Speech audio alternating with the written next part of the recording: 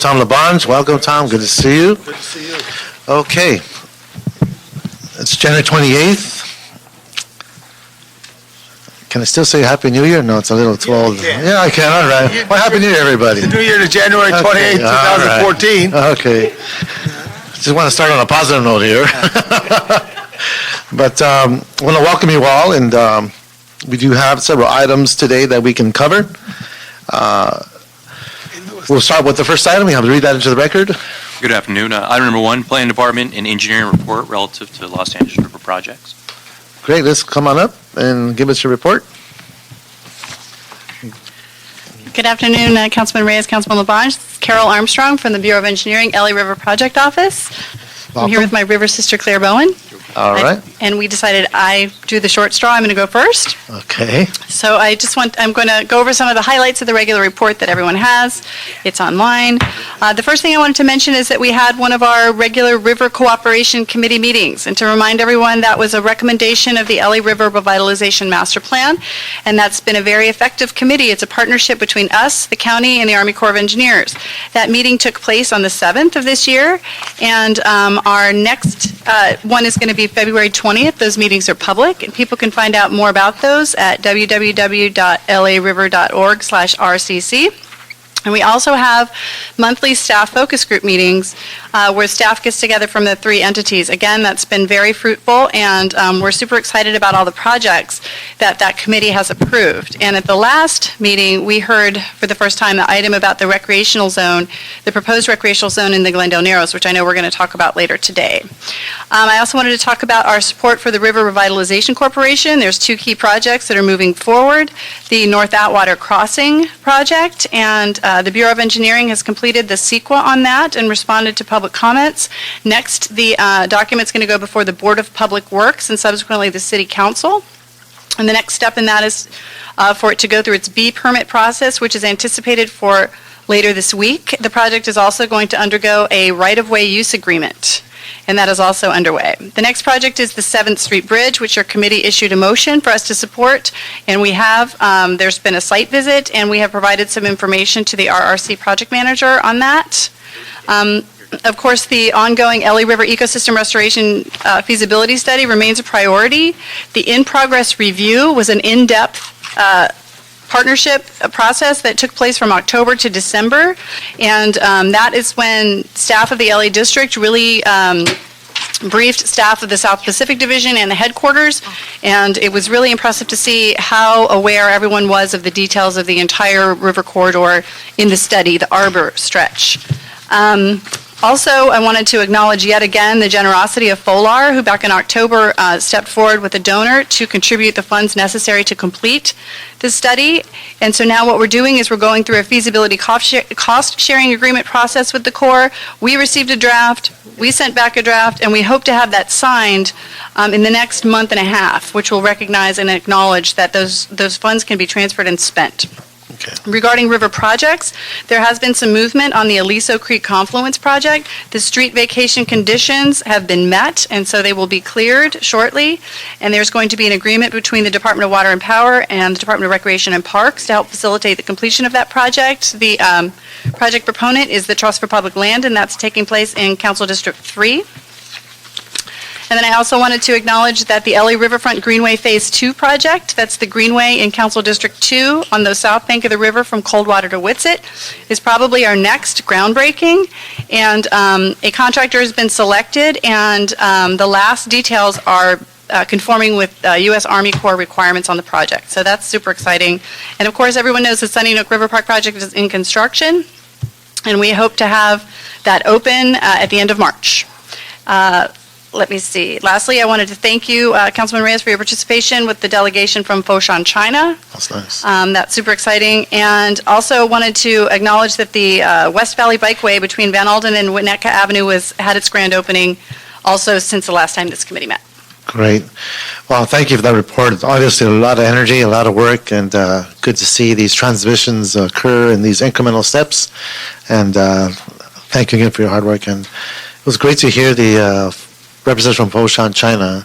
A lot of the work that we're doing is being mirrored in many places, of course with their own challenges, but with the same goal: ecosystems, healthy water shed, and improving community conditions. And that's just amazing. So again, thank you. Thank you. Any questions? Yeah, for just a couple Dr. of things Armstrong? too, what I thought of, with the transfer of the GSD public safety officers to the police department and the elimination of general services, I think we should entertain a motion if the CLA could draft that no one has adopted the river from a public safety standpoint as that this is their patrol base. Anybody know that at all? No one has. So now's the time that we should ask the Los Angeles Police Department to assign GSD bike officers on regular patrol up the river, because I think the time has come. I can't think of anybody else. We have a challenge with the Los Angeles Park Rangers and the limits that they have, and with the staffing that the Los Angeles Police Department now has with GSD, I think it would be something worthy of looking at. So if you could do a motion on that, you think, Ed, and we could I would put it in second that. on that. And then a couple other things, just the North Atwater Bridge is the Lacrette's Bridge. Why would a man give money for a bridge? To get to the other side. Oh, that's true, but he doesn't ride horses, so he's a good man. So how's that coming along? That's coming along? Yes. Good, okay, so that is, when do you think the construction could start? Because he's getting up there, and he asked me the other day, Tom, I want to get this before I go. Proponent is scheduling, it's targeting. Come on up. Give us your name. This is my river brother, Michael Affelt from the Bureau of Engineering. Hi, the proponent is targeting this spring for construction. There are a lot of concurrent efforts that will. I understand that, not easy, but it's within the next 6 months. Yes, that's what they're targeting in the next 6 months. And the 7th Street Bridge is a new bridge for consideration? The River Revitalization Corporation is interested in looking at what it would take to revitalize the Old 7th Street underbridge Bridge. space, yes. Right. Well, that's very interesting to look at that as some aspect as that goes forward. So that's important to look at as we go on. But this report is very good, and this is on your website, and so people know about it. So it does a good job, Doctor. Thank you. Okay. Planning Department. Thank you. Good afternoon. Claire Bowen from City Planning. I've got 4 main initiatives that I'm very pleased to give you an update on. The first is the River Improvement Overlay District that was at this committee about a year ago in a joint committee meeting with the Planning, Land Use, and Management Committee, where you referred the ordinance over to the City Attorney's Office, and obviously, given their staffing reductions and all, they haven't been able to take a look at it, but they have informed me very recently that they have assigned staff to review that ordinance and draft it, and hopefully we will have it back in short order within the next few months to this committee or into the joint committee for you to approve before moving it on to the City Council. Great. So that is really very exciting news. The second one is the Cornfield Arroyo Seco specific plan that was approved by the City Planning Commission in December is moving to the Planning and Land Use Management Committee tomorrow for hearing. So we're really excited to have that be moving forward as well. Can you just kind of touch on why that is important? Why it's important? Yeah. Why the plan is important or the timing? Well, both. Okay. Well, the timing is important, and it's a plan that's been underway for the last 5 years. We think it's a key plan for the city, and that when it helps move forward the goals of the River Revitalization Master Plan. The area encompasses two of the opportunity areas that were identified in the master plan. It helps really set forth an economic strategy to revitalize an area that today is largely low density, underutilized industrial land, yet it's in proximity to the Los Angeles River, the new Los Angeles State Historic Park, as well as 3 transit stations. So this is an opportunity to create a mixed-use community where people will be walking and bicycling. It also, one of the innovations of it is that it has cleared all the projects as long as they follow kind of all the rules of the plan. So all the projects are actually environmentally cleared. So it really is a place where we really want to encourage development to come. It has a couple other innovations in it, and that we have no parking standards in the plan. There is no parking minimums or parking maximums. Thank you. Because, again, it creates a flexibility for developers in the area.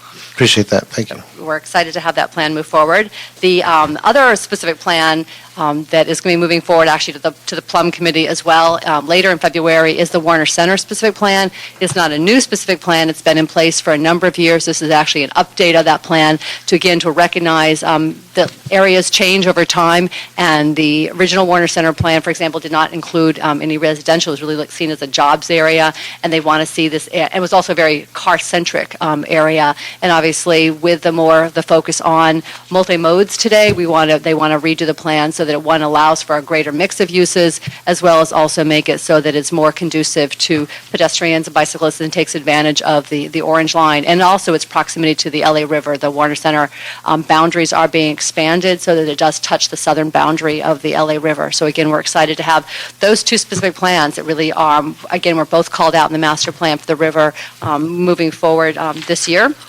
And the fourth piece is there was some funds that were originally awarded from, I think, from HUD to the city to do a kind of a vision study for the Northeast LA area along the Los Angeles River. And I'm pleased to announce that Christine Sapanara, who was in our expediting unit, is going to be located into the long-range planning office and will be the key person in the planning department working on that NELA study. Great.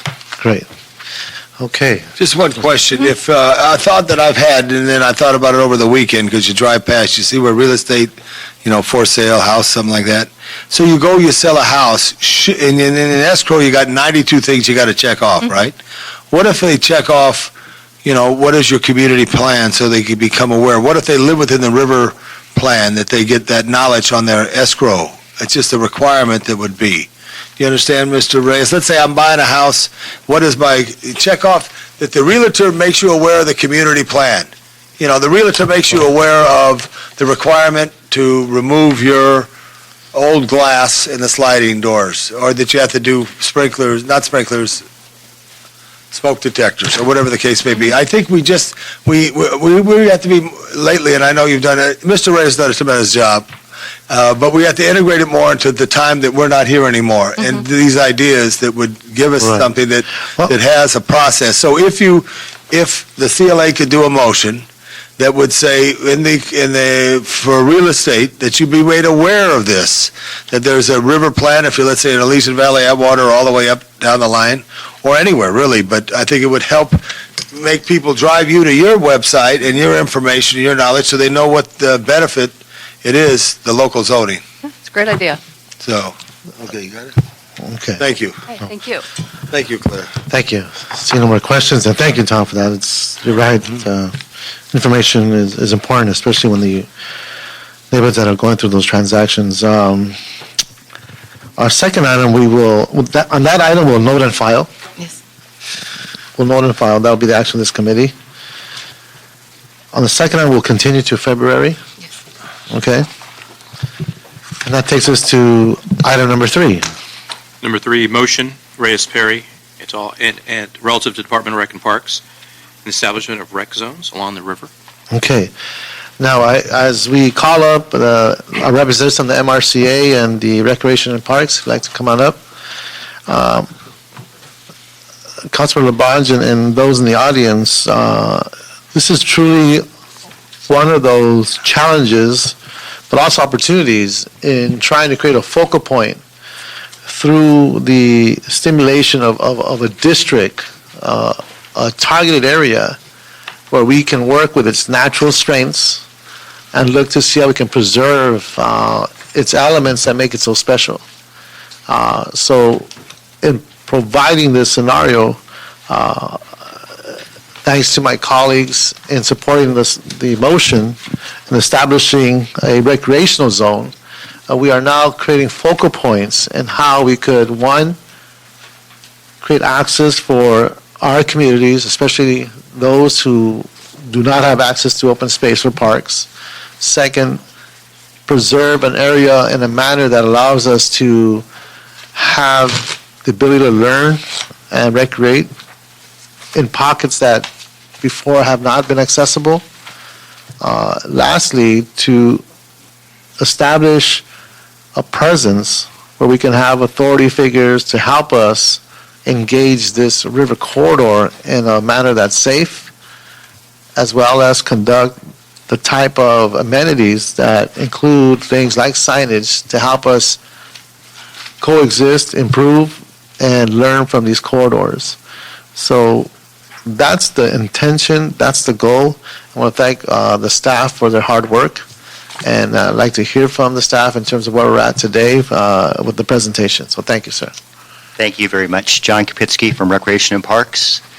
And I'd like to take the opportunity to introduce my colleague over here, Walt Young, from the Mountains Recreation and Conservation Authority. What we're going to do this afternoon is reprise our presentation at the community meeting from a few days ago and a brief PowerPoint. I'm going to give you an overview of the proposal that we have for the program, and then the park ranger is going to give us some greater detail and explain a little bit of the design of the program.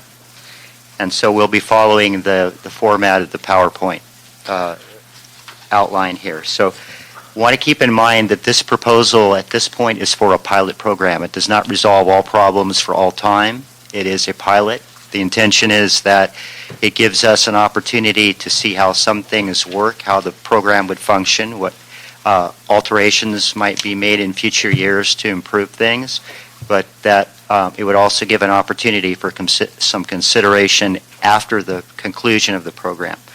And it really does not cover the entirety of the river. It's a zone, a recreation zone. It's defined. There's a 5-mile area that begins essentially at North Atwater Park and continues southward as far as Egret Park. And as my colleague will describe in a little bit greater detail, there is even some flexibility in that based on some projects that might be taking place a little bit later this summer.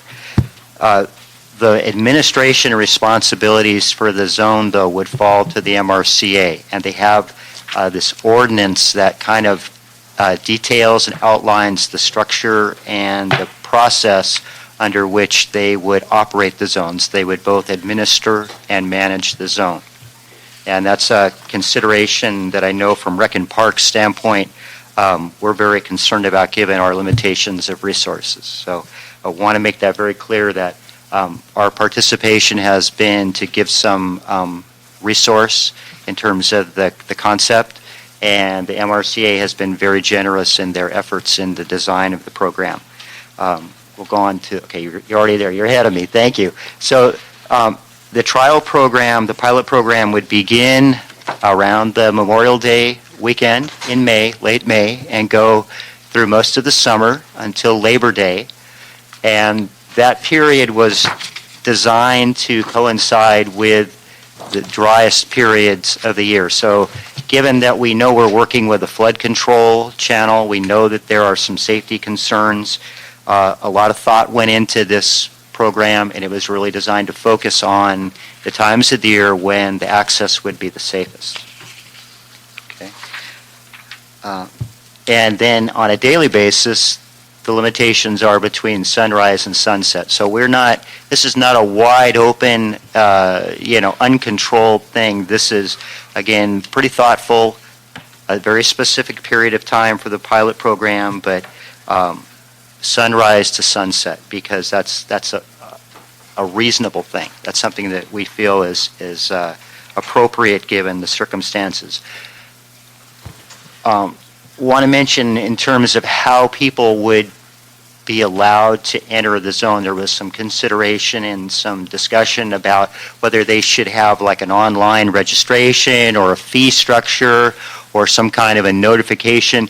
And we really, given the realities of the area, given the realities of the way the river is structured, we ultimately decided we are not going to require any kind of a registration or user fee. It's going to be a walk-on type of situation, so no notification. Do you have to sign anything, any liability? There's no signature on the participant. The liability is addressed through the signage. Let me ask a question. When we were in Sepulveda Basin and on On the structured boating program? Yeah. Do you sign anything on that? Yes. I'm just thinking, I don't know, if you're doing a test, I think it's something to look at, because you could end your opportunity with a big bad lawsuit. There's also, and if we're looking at it from a recreational point of view, and I want to thank the folks that went to our meeting over at the River Center, a perspective could also be that when you go to the beach, it's a state recreational facility. Right. People go to the beach and they understand undertow, they understand tides, they understand safety. When you go to the mountains, it's also a state facility that you have to be respectful of the ridges and areas where you can get hurt. And it is accessible. To me, the river is another part of that natural element. So how we work through this is the reason why it's a pilot program, to see how we can fare through this process. I would just say before, as we do work through it, Yeah. and since we've had signs that says no trespassing for the last 100 years, you should, meet with county beaches and harbor, find out all their history too, and how that is, because you make a very good point, and I don't know if anyone ever does win a claim against the county of Los Angeles if they go in when it's a yellow flag at the beach or whatever the color is there. But I'm just saying, because we've always said no, Right. now we're saying yes, Right. and now someone there's a lot of unemployed lawyers right now who will say, take up a case, and it may end everyone's good effort here, because it has been seen as an area that is not accessible. So I hear you. I would rather take the longer, stretch, or say, and then if there's a sign clearable, please sign, your liability, that you're aware of the safety rules or something. Well, I I think, would just say we should look at it. I don't want to take time in now, but I absolutely, think. absolutely, no, and No, I agree with you. we I can agree with you. cover it Public all. safety One of is the very things that I important, wanna and mention, I security. think You'll get some greater detail as Walt gets into his Right. presentation, but what he's going to introduce to you, and I'll just kind of mention it briefly now, is this concept of the public trust doctrine, and we almost transcend the concept of permission to get to the issue of the right of entry or the right of access. Right. Yeah, I'm just saying, it's such a history, just the recent history. I understand. It is today. Change causes All right, concern. All right, thank you. Right, Okay. absolutely. All right.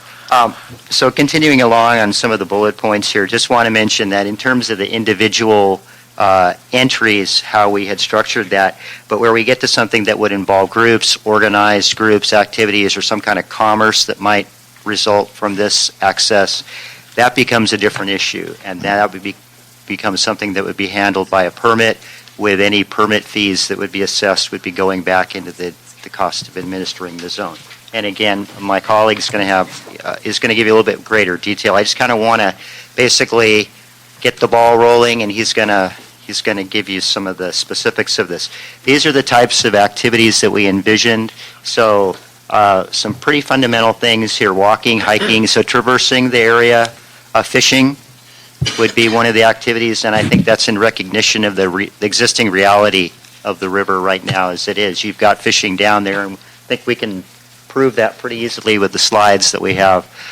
Bird watching, and then probably the featured activity is what we're characterizing here as non-motorized boating.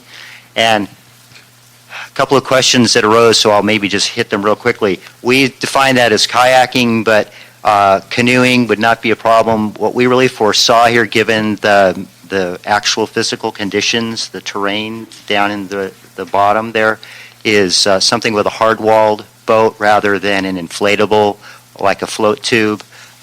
Be pretty difficult, if you're familiar with how a float tube is utilized, be pretty difficult, I would say, to utilize a float tube other than in some very specific areas. But again, giving the priority to safety, the hard-walled boats would be a safer way to go. So that's kind of the way that we envision the boating. And to kind of preempt a couple of the questions, where we had this structured, defined program over in the Sepulveda Basin where we had a greater depth of water, we had terrain where the banks of the river were steep, they're vegetated, the access was a whole different issue. We saw this being something that would succeed or give us a better sense of where it could go from the non-structured point to start off with, and really also recognizing that in the middle of the summer, the research that we've done where and I'll just kind of say we kind of might have made a couple of trips down the river there in the boat, questioning whether that would really sustain a fee-based program, and if there was, what kind of a price point could we really get involved with given the conditions. So 3 months of a pilot program really does a lot to tell us what is viable down there.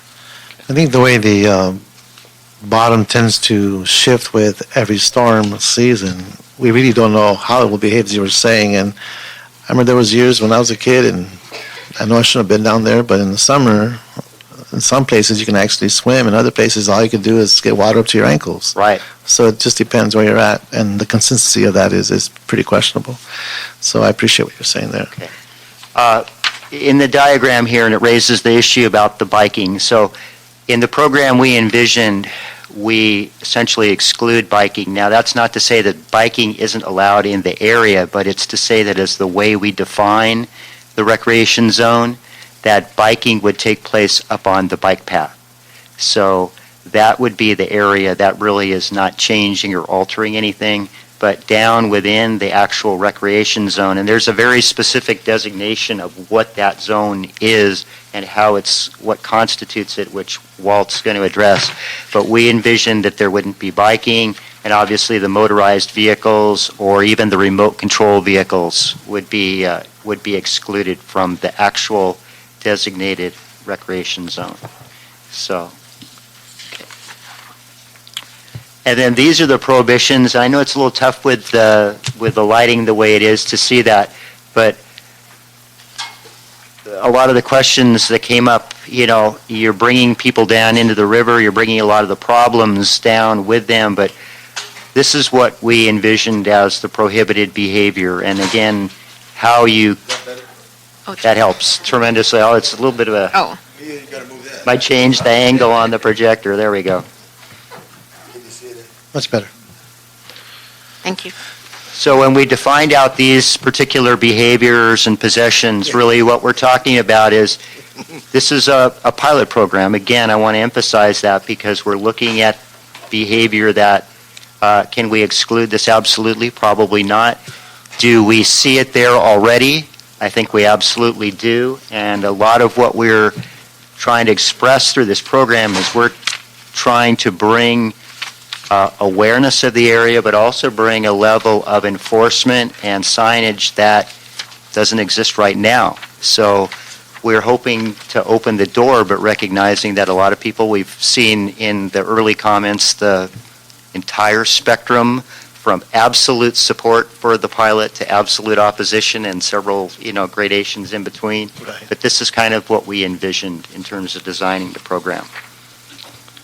Okay, and I think it has already been mentioned very briefly that we do have a HUD grant that's going to provide us with the ability to mount some signage, some durable signage.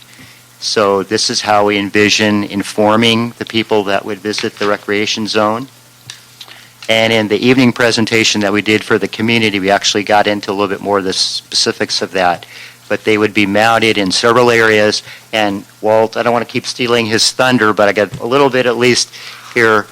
He's actually designed for the boating in particular, he's designed specific entry and exit points very thoughtfully that take into consideration the ability of the boaters to bring their craft to the river, trying to have the least impactful outcomes for the residents in the area. And I think he'll talk to the details a little bit more. So just to real quickly again to hit on the boating, because it's really one of the featured things. And I know coming out of the experience with the Sepulveda Basin, it was the thing that everybody was really looking at, and there was a lot of sentiment. Can you Xerox that one and put it over here in the Glendale Narrows? And our sense is you can't quite do that, and we thought maybe we could take a look at how this would work, how it would function in the pilot program. It doesn't exclude the prospect of that structured program going forward, but it defines for us really what's most viable. And again, what we're really trying to move towards in the boating, non-motorized obviously, steerable in the sense that includes things like kayaks, canoes that have a paddle, excluding things like float tubes that are inflatable in nature, but also that really don't have any mechanism for directional control. So with that, what I'd like to do is, do you want me to swap with you? Okay, all right. So I'm going to turn the floor over to Well, we Walt. do need microphones so we can record and they can hear you over the airwaves. And thank you very much. Well, thank you, sir. Thank you for your hard work. One of the unsung heroes. Thank you. All right, hopefully this works then. Yes. So Walt Young, I'm RCA, and as the agency that's stepping in to try and make this program work with no compensation, trust me when I say, Councilman, we're equally as concerned about liability. The program that we're going to show you is either simplistic or elegant. And this council that we have working on this believe it's the latter. So as we go through it and you see the lack of people signing specific waivers, that is not by oversight, but by design. And the program itself relies upon California constitutional rights that we all get to enjoy in the state. MRCA, we're a joint powers authority, the closest political subdivision that most laypersons understand would be a district. And as a joint powers authority, we have the ability to not only employ park rangers that are California peace officers, but also enact ordinances as part of a comprehensive management scheme or plan for our parks. Our park rangers are generalists, and by that I mean we do everything. So not only do we enforce laws, but we're very service and safety-oriented. Park rangers are American Canoe Association kayak instructors. We do swift water interpretation and education. And this is the game changer. The public There's a weight right there on the bottom of your, when you move, Walt, there's a weight on the bottom of this thing. Okay. Yeah. The public trust doctrine is a California constitutional right, which again comes from the U.S. Constitution. And this was never applicable in the Los Angeles River until 2010. And basically the EPA made the determination that the public trust doctrine does attach to the Los Angeles River. It is a navigable waterway. And so all of those rules and regulations, 42.22, an example of the Los Angeles Municipal Code, which says you can't be in there, enacted years prior, may not an attorney.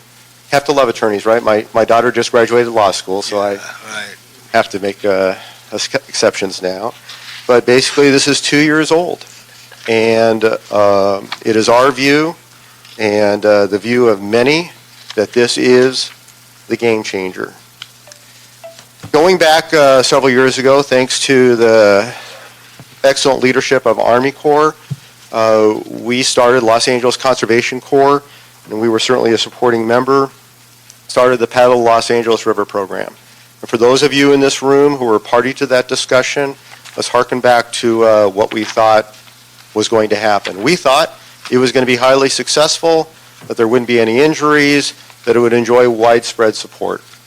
There were many people who felt that death and mayhem and dismemberment would ensue. And fortunately, we were right. And those people that had legitimate concerns, but nonetheless predicted all the above, were incorrect. And we've served over 2,000 people with no injuries. Last year, we started a new program called Access for All, where in the lower reach of the river, we had guided trips with people with all abilities, with mobility issues, with developmental issues, and again, highly successful, highly rewarding, and again, no injuries, no problems, highly successful. And that leads us to what we're proposing now. The MRCA is willing to do this as a pilot program, and in essence, we're stealing from our other programs. I think I can. We'll give this a whirl here, multitasking here. So for the summer, what I'm going to do is I'm going to steal ranger hours from all of our other operations and staff this up because no one is coming up with money. I don't have any additional money. All I can do is reprogram and redirect. The star on the right-hand side represents North Atwater Park. That is part of the 4.6-mile trip, assuming... is this cord making everyone nervous? There's a big pit down here. Go down to the We can make... I'm good. If you want to, maybe if one you want no, to. This one stretches a little more. Oh, this one. That's why you're a good clerk, that you are. Stretches a tiny bit more, Okay, but not too much, that's fine. because otherwise it's gonna. Let's kill him. That's right.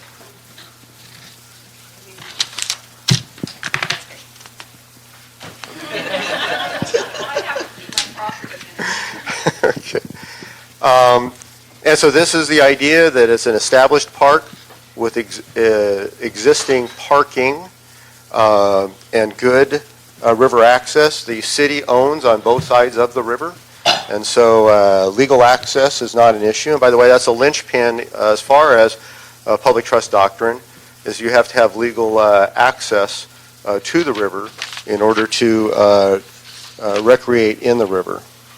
As I said before, it's a nice, beautiful park. As with everything, nothing is simple with this program. If it was simple, it would have been done years ago. There is the bridge that is slated for construction, and if that happens, then all of a sudden North Atwater Park is no longer in play. Okay, I'm going to sit down. How about that? That way you can see. Okay, I'll make people less nervous. there you go. Here's the bank, which I'm sure many of you are familiar with. It is what it is. Some suggestions have been, well, are you going to put rails in? Are you going to put steps in? And the answer is there's no interior changes to the bank, because once again, that would basically be a non-starter for the program. You travel downstream, and as John said, some places are great and some places are rough. It is an adventure, for lack of a better way of putting it. Until you come down, until you come down to Marsh Park. Marsh Park is owned by the MRCA. It is at Purple. And Marsh is an excellent midway point, a takeout point, a put-in point, and is exactly halfway down the trip. Nice pocket park. Again, there's several phases that are slated for future construction. But again, there is great parking. The bank is, as you see it, it's good access in and out. And the water to the left, it just always looks that way. It is calm. It's a nice, easy stretch. It's a beautiful park and a beautiful location. As you proceed another 2.3 miles down, you'll see 2 stars. And this, again, is where it gets a little complicated, and we want to be very respectful of the neighborhood. And so your typical trip would be, one person can't do this. You have to travel in 2 or more, and that's probably good for safety purposes in the first place. You would drop a car off down at the lower purple triangle. That is Confluence Park, and we have adequate parking in the Home Depot lot. And you would stash a car there, just as everyone does who goes water recreating everywhere in the United States. It takes 2 cars. You would then load up with your friend or friends, and travel up either to North Atwater if the bridge is not there, or Marsh, at which point you would unload and launch your craft. Take your 2.6 or 4.6 or 2.3 trip down till you get to Steelhead Park, at which point you would go up the trapezoidal channel, walk down the bike path, and the takeout point, by the way, and it always looks like this also, is on River Left, nice, calm, well before you get to the cement. This would, yes, sir? River Left is if you're going north on a river, upriver? It comes from river recreators. It is as if you are floating down the river, and if it's on your right-hand side, it's river right, and if you're on the left-hand side. So as you're traveling But everything you've been south, talking about has been about river right, not That's river correct. left. but the river is as it is. Right. And so the water, as you get down to Egret, is actually on the left-hand side with a sandbar. And we've had very preliminary discussions with Army Corps about could we remove invasives, create a trail on the sandbar for approximately 50 feet in order to facilitate movement across over back to River Right where your vehicle would be waiting for you. And in principle, they don't see any objection pending study. So at 2 of our parks, at Oso and at Egret, there is not adequate public parking. And so the idea is to establish loading and unloading zones at those two parks so that you would get out at at Steelhead, walk down to Egret, and do one of two things. Currently, there's no sidewalk, but there is a shuttle that's in play that happens to park, well, right next to where my truck is. So there's a free shuttle that you would simply go back to the parking area, pick up your car, load up your gear, and head back to wherever you started, whether it be Marsh Park or North Atwater Park. And these movements, although they sound complicated, is what's done every weekend, everywhere in the United States for people that recreate. The other wayfinding tool that we have, comment has also come up, well, if you're in the river, how do you know when to get out? How do you know to report where you are? So on and so forth. Department of Water and Power, and again, preliminary discussions with the council office. So it looks like we will be able to hopefully put large numbers counting backwards on the DWP towers. So that if you were in the river, on the bank, whatever, and you said, I'm in trouble, or how do I get out, or there's been an injury, very simple to say, just like we do on the beach with lifeguard towers, say I'm by Tower 4, and all of a sudden that works out quite easily, quite nicely, and we've also been in discussions with the fire department as far as how that would work out. Now, they have it numbered. The fire department has it numbered now. They will. But that's different than the water and power number. So you want to be consistent. What's going to happen is it's going to be a large size like a of the tower, door, like Tower 17. number that could be read from both sides of the bank. Got it, okay. But the fire department number is different than the... Well, the fire DWP department number? would have that, in other words, it would be the plan. It would not only be an emergency plan, but also an wayfinding plan as far as... All right, very good, Ranger. Great, thank you. Good. The other thing that we're putting together is a common communication plan in order to facilitate everything working. So as far as level of service goes, one thing to be very clear is Los Angeles Police Department, Los Angeles Fire Department, they retain jurisdiction. Anything that we're able to throw on top of that is to the plus. We do currently manage rivers. So this is not new to us whatsoever.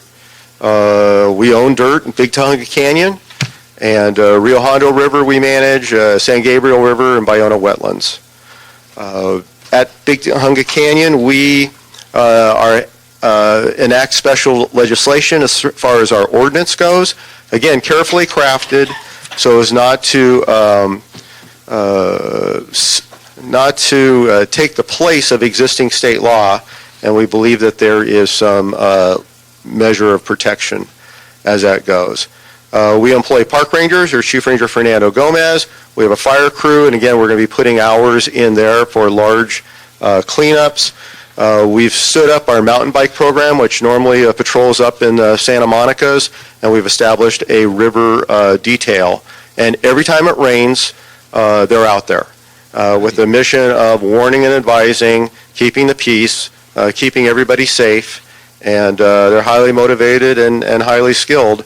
And the same thing we're doing with the Ranger Explorers is we're going to, they meet every Sunday at the River Center, and we're redirecting their function in that they're going to be on the river. That's the late Huell Hauser, by the way. That's good. God bless you. Yeah. And, of course, our Interp division. As it relates to liability, once again, we believe that if we adopt the posture that people are simply exercising their constitutional rights, that government is not providing them a permit, we are not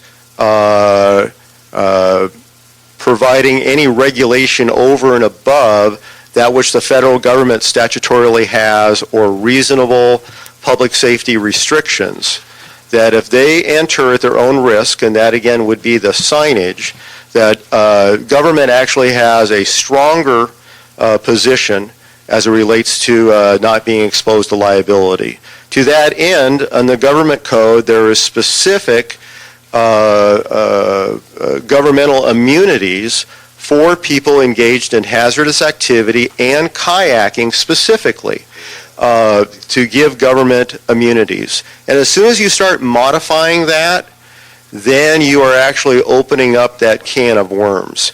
If you charge a specific fee, that government immunity goes away.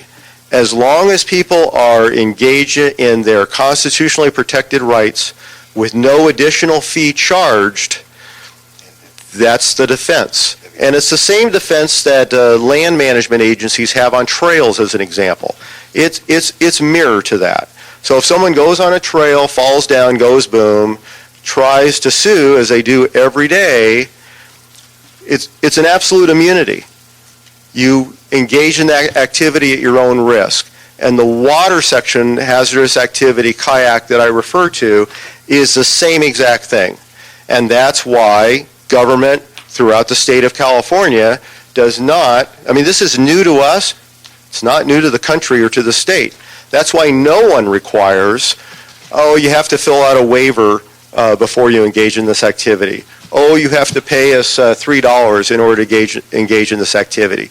Because all of those questions have already been answered since 1855 as far as when we have gone down this road. And so we may be thinking we're inventing the wheel here. We're not. Let's be wise and follow what's worked for the last 200 years. The other question that always comes up, well, you're going to be inviting people into the river, oh my, they're going to trip and fall.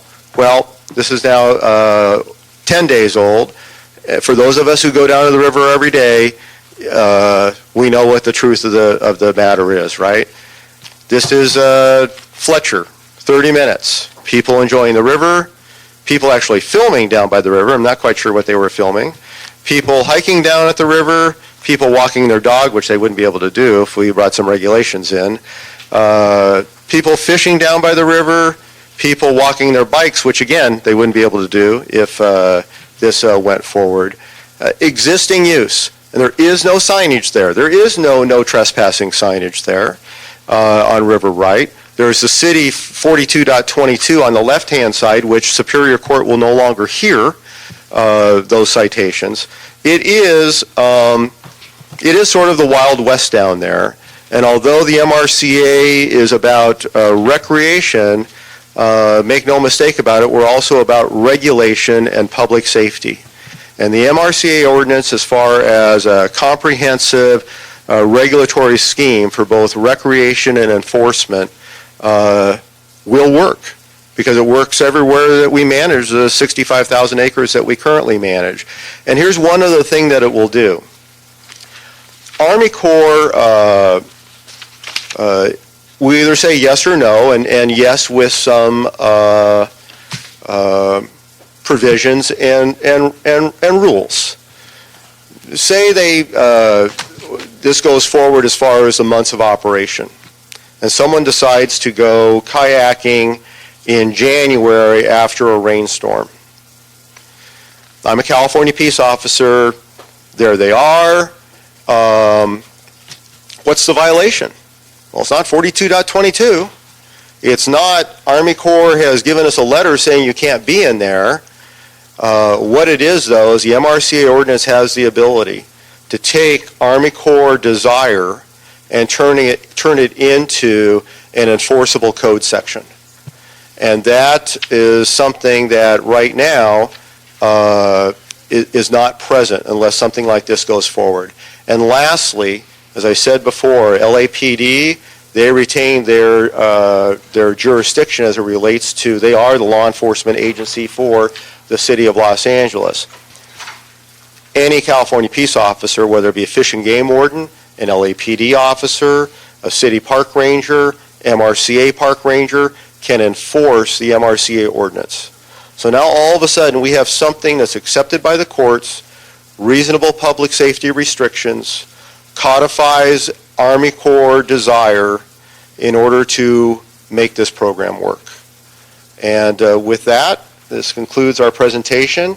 As I said before, it'll be up to council to determine if it is simplistic or elegant. And we believe it's a good program and very hopeful that it goes forward.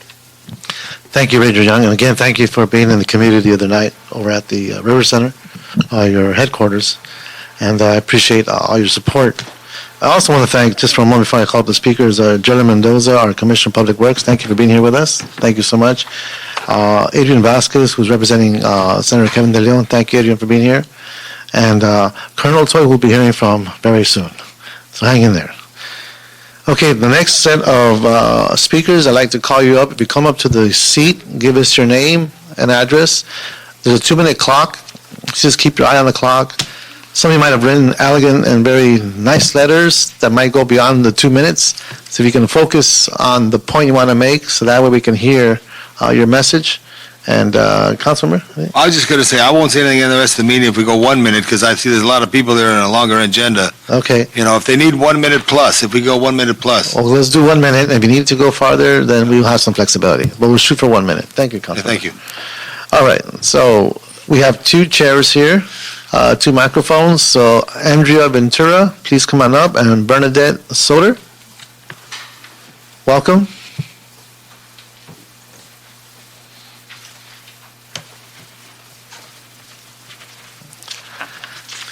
And good afternoon. Welcome to City Hall. Good afternoon. Andrea Ventura. Andrea Ventura, please. I have a letter here, which I won't read, but I'll summarize. I'll just pass it to you. Yes, please. Hold their time, please. I support this pilot program. I encourage the river to be used for kayak and boating, but I do oppose the limitation on preventing residents and visitors from walking or running their dogs on the river. On a daily basis, I live in Chevy Chase Drive, about a block and a half from North Atwater Park. I walk through the park every day, every morning, and I run and walk my dog on the river, and I've been doing that for 4 years straight. Okay. I think if you're going to encourage kayakers and at my expense, and every resident out there, visitors, that's not a fair use. I think it's going to create some legal problems. There's equal protection problems. There's also an equestrian center there that uses their horses that cross the river and walk along the river as well. So the way the regulations are now proposed by the MCR ordinance, it would either apply to horses or dogs and not horses, or vice versa, and there's going to be some serious problems with that. On top of that, I went through the MCR ordinance, and the ordinance itself does not prohibit dogs. It just allows dogs with some restrictions, and that is fine. And some restrictions are dogs with leashes or dogs without leashes under certain circumstances, which is the way I follow with my dog. Okay. Well, thank you. Thank you for testimony. Hi, my name is Bernadette Soder. I'm with Friends of Griffith Park. I just got back from D.C. and went to the Anacostia Museum and saw the wonderful exhibit that included the L.A. River, saw your video, saw the image Dom Lavange had submitted to that, and that was a lot of fun to see. I just want to say that we'll be submitting written comments on this plan. I think that it's pretty marvelous, but I do want to point out that there are portions of this program that are in Griffith Park, and I think it's important to mention when it is in Griffith Park, which is North Atwater, and also the area that is the Los Feliz Golf Course. It's part of Colonel Griffith's original land grant to the city. It included the water in the river and the riverbed itself. Otherwise, the city didn't want to accept it. So I think for the purposes of authenticity and sense of place, it would be nice to acknowledge Griffith Park, which is also a historic cultural monument, and there may be benefits that derive from that in terms of funding and other issues pertaining to this plan that will help it move forward. So I wanted to mention that. I also wanted to mention that North Atwater is a zoned equestrian community, and there should be some sensitivities about horse keeping there because it is an established use and has always been. So thank you very much, and I look forward to submitting written comments. Thank you, Ms. Sutter. Thank you very much. Hey, Mr. Reyes, just one other point I wanted to make. Is anybody here from Glendale? So I'd like to change the name of Glendale Narrows to Griffith Park Narrows, if that was possible. I don't know why. I mean, I just, no offense to Glendale, it's a nice town, but I think if you could look at that, Mr. CLA, okay? I'm sure glad you asked first. I know from Glendale. Okay. All right. I'll make this hearing go a little bit longer. Marian Dodge and Miguel Luna. Marian Dodge and Miguel Luna.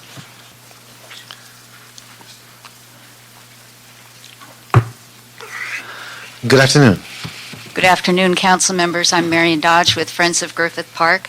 I participated in the Paddle the LA River program, and it's fantastic. I recommend it for everyone. And I just have a personal favor to request of Walt Young. Okay, Ranger Young, he's right there and he's listening. And that, again, is the reference to Griffith Park, because North Atwater Park, which is the first put-in, is in Griffith Park, and nowhere in the ordinance does it say that it's in Griffith Park. Okay. And it's mentioned several times on page 3 in the ordinance, and if after North Atwater, if they just put in Griffith Park. Well, I think it is, technically, I think you're wrong in the sense of that the original park on that issue there was North Atwater Park and Chevy Chase Recreation Center and that, but we'll look at that. Yeah. But I think if we change Glendale Narrows to Griffith Park Narrows, if you want, just like Elysian Park should get greater credit because its relationship to the river, but we'll look at that. Yeah, That'd and be then good. make a similar notation on the map. And then I have a question. It said it was open from sunrise to sunset. Yes. Are there gates that will be closed at sunset, or what is the situation there? Ranger Young, the question is, if there are gates that will be closed that designates its opening and closing at sunset or sunrise? Well, I can't speak to. You can come to the microphone, only because we have to tape and. So I can't speak to the city park because North Atwater, of course, is a city park. As far as Marsh, there are gates there, but there are no gates down at Steelhead or Egret that close. And the one thing that maybe this is the nuance that I failed to bring out during the slide is the recreation area is only in that area that is below the ordinary high water mark of the river itself. That's where your constitutional right attaches. And so there's a variety of landowners in that section, whether it be Department of Water and Power, County of Los Angeles, City of Los Angeles, MRCA, private ownership. And so the rules that we're talking about enacting, and the woman is exactly correct in that the current rules on dogs are as stated. However, what we would do if this measure went forward is we would have a special river section that would then incorporate the rules that you saw there. So that's how we're addressing that. But the technical question I asked, is the bikeway 24 hours? But again, I can't speak. No, I'm asking anyone here. City of Los Angeles. Is the bikeway 24 hours? It's lit, so the bikeway is open there, but any other area could be restricted, can be restricted by city ordinance, like a sunrise to sunset, like a park. So, we'll deal. Okay. Again, this is a pilot demonstration program. We're going to learn from this and how we can adapt.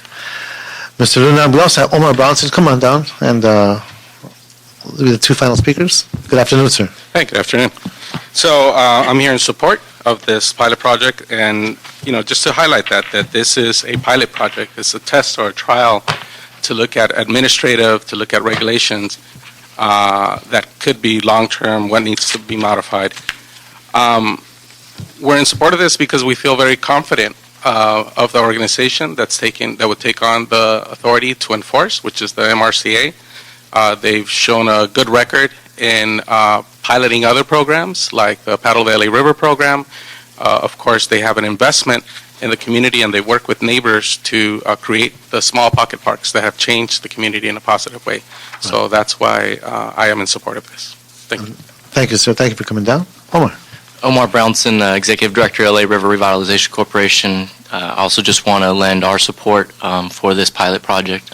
Commend the leadership of the council and the various agencies. Just two comments, specifically one, members of my board have requested that the LA River Revitalization Corporation be part of the pilot program as a member of the team, looking at potential amenities that could be brought to this, both current in its form and then looking ahead in the future as what amenities to support the activities. Secondly, obviously we're building a bridge right there, and we are slated to begin construction in Mort April. Lacretz is building the bridge, his dough, so give him a little credit.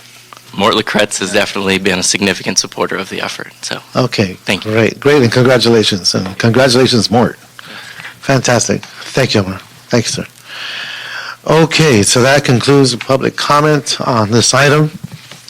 We do have some instructions, Councilmember, if you agree, to move this item forward. And based on what we've heard in this hearing, we will continue to receive input and meet with community residents impacted by this proposed pilot program.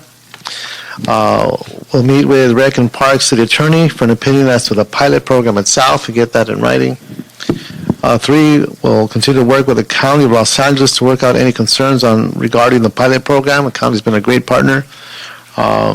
We can work with the City Department and public safety agencies to ensure appropriate measures are taken for public and wildlife safety, litter, and appropriate signage. 5, work with Department of Water and Power, provide a letter of non-objection for crossing Department of Water and Power easements, and that's a document we need to have. 6, work with MRCA to bring back a detailed amendment to the MRCA ordinance that meets park and recreational use standards for the city, county, and corp, so that way we're all reading from the same page. Mr. Chair, just for the record and for clarification purposes, you mentioned that you're moving it forward, but my belief is that you want to hold it in committee and make those instructions for the written report to come in prior to sending it forward? Yes, from a city clerk terminology, you're absolutely right. I say move forward, making progress, but from this process, just the way you said it, I know when I need to listen. So thank you for that, Councilmember. But I wanted to add one thing. I think that there should be a special outreach to the 13th district. There was redistricting, and I lost a portion of that area in redistricting, and the district now should be directed, that this, whatever efforts we do, we work directly with the 13th. I know you're right there. Right. And et cetera. Very good point. And also clarify all history of the lands as we come through there. Yeah. I had just one problem, that when you go from, whereas the, down the Griffith Park Narrows and you get to Los Feliz Boulevard, it's all concrete. How do you slide down the concrete? I do that, how do you do that, Walt? If you looked at it, that's the one point I have. haven't done it, but there have been people who do it. But I mean, that's the one thing you may get, yeah. The answer is, you can, as I said before, there's some great areas and there's some adventurous areas. Very carefully. Right. Okay. People go up on the side. Yeah, and also I just want to add too that we be flexible in arranging this to have less an impact on adjacent neighborhoods. The biggest challenge, I think, is in Elysian Valley, because there's a neighborhood right there, and if it means that where you pointed to, you know where the park is that the MRCA created next to the upholstery shop in the cul-de-sac on Ripple Street, north of Fletcher. Maybe that's a head point that you get in to the river there. I don't know, but I think you should be flexible. Not Marsh, no. Across. North of Fletcher. North. Actually, it has poor parking. Right. Well, but also there's, maybe the underutilized park become I know you got to look at it. There is impacts to Elysian Valley that are different than in two other areas as well. I can assure you, Councilmember, that we will be in conversation with District 13. They've been very supportive. Councilman Garcia's been very supportive. Right, And I yeah. think the issue of how to create the compatibility with the shuttle, there are measures we will take, but we will always be alert to the fact that there will be other concerns, and we want to be responsive. So I'm sure that will happen as this continues. And Great. we're going to hear from District 13, from Councilman Garcia's office, because I know they've been very focused on this as well. So, okay, I'll leave it at that. So we'll continue this item to February 28th. Here it goes. There's the magic word. Continue to February 28th, 2013, at the next Ad Hoc River Committee, hopefully with the reports and feedback that we'd like to get. So that concludes item 3. Item 4, Sure. Motion, Perry Labange, relative to... Hold on, I'm sorry to interrupt. There's one speaker who wants to speak on this item before you move to the next item. oh, well, come on down. Did you already fill out a card? If not, well, you can do it afterwards. Just come on up. And your name, please. My name is Alex Ventura. I'm on the Atwater Village Neighborhood Council. I am Okay. the North Atwater rep. I give that only for identification purposes. Okay. You're mentioning District 13, but what you haven't said is that this river program is actually the entire border of Atwater Village. And there are some community members already we're drafting a letter. We're going to put it through the neighborhood council right now. Some opposition points, some points of concerns, and I just haven't heard anything in the discussion. You mentioned CD 13, but not the fact that it's Atwater Village. Okay.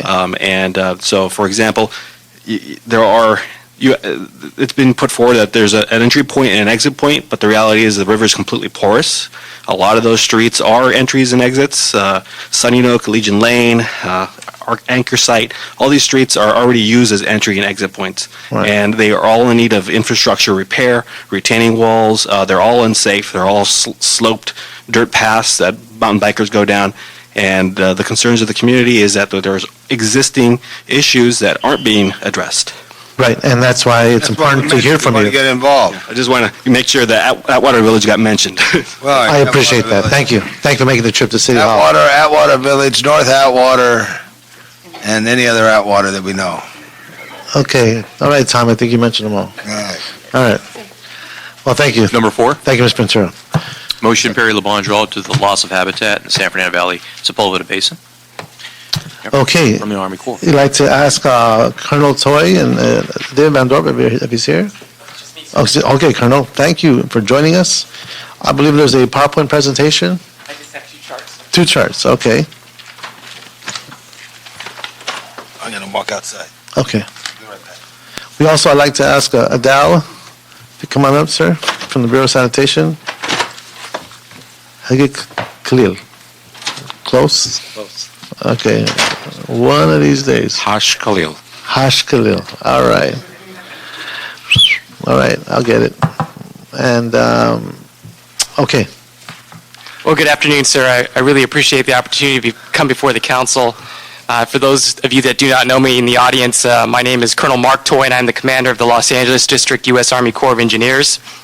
And again, it's nice to be in this room with many people that I've worked with, you, sir, who I have tremendous respect for, and also Councilman Labange on LA River Ecosystem Restoration Study. But I'm happy to discuss the issue at Sepulveda Basin, and with your permission, what I'd like to do is kind of review how we got to this point, but more importantly, the way forward on how we're going to work in a collaborative way with the individuals involved with Sepulveda Basin.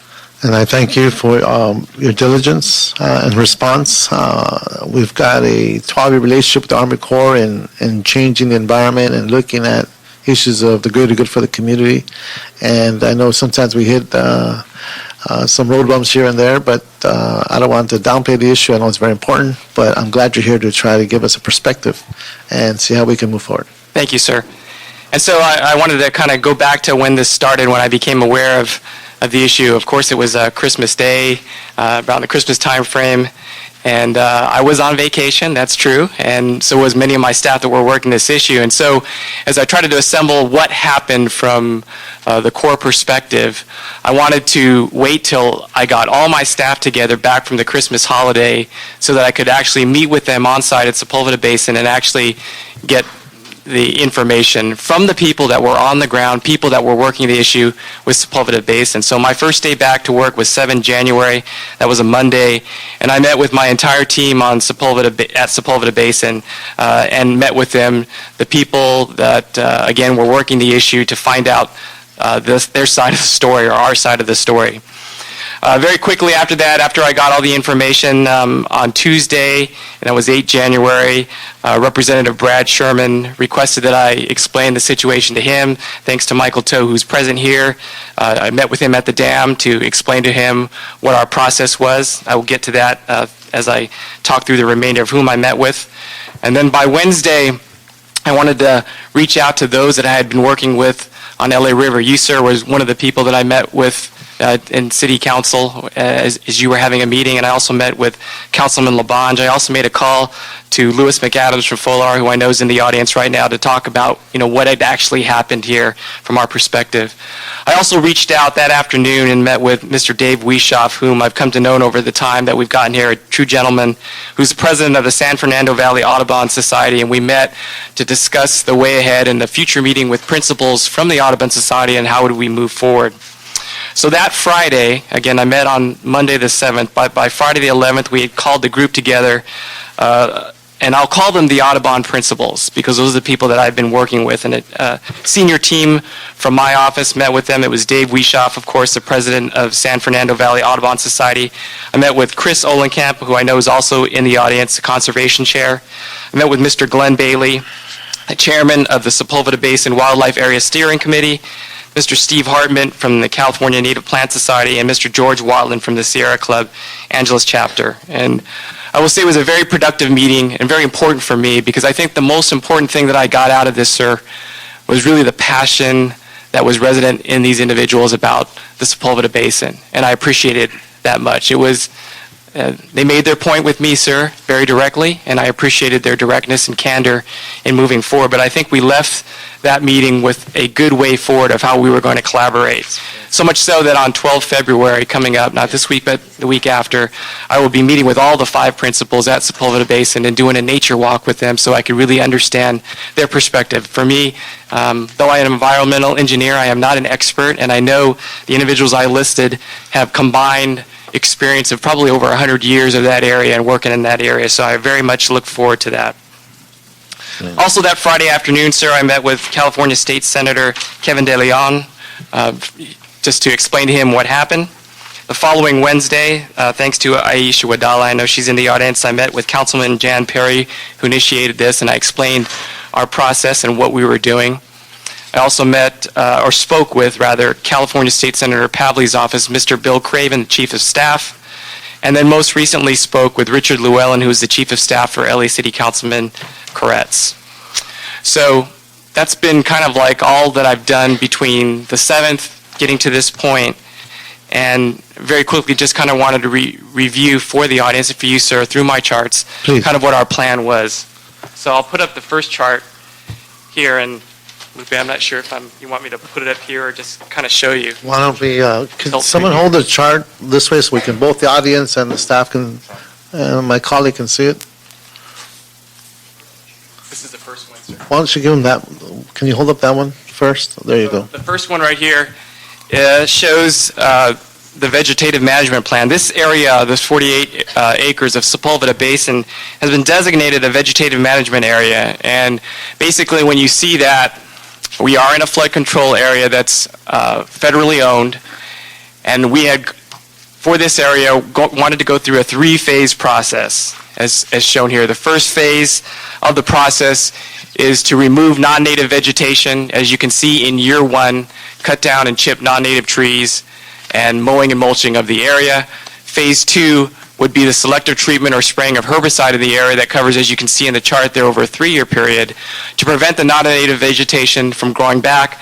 And finally, in the 4th and 5th years, Phase 3, which is the revegetation of the area with valuable habitat characterized as oak, woodland, and grassland. Now, I know there's some issues of what was the revegetation was going to take place, but I know with our friends in the Audubon Society, we'll be able to collaborate with them on the best type of revegetation that could be used for the area. I do want to make the point, though, that the intent of this process, there was always an intent to revegetate the area. And I think that was a little bit lost in the process with the LA Times article, and a lot of the information requests have come as a result of the LA Times article that didn't, in my view, tell the complete story of what we were trying to do, sir. If it's, and correct me if I'm wrong, but there was a certain level of coordination even before it got to this point, correct? Yes, sir. For the action of what inevitably happened, but there was, if I recall from our conversation,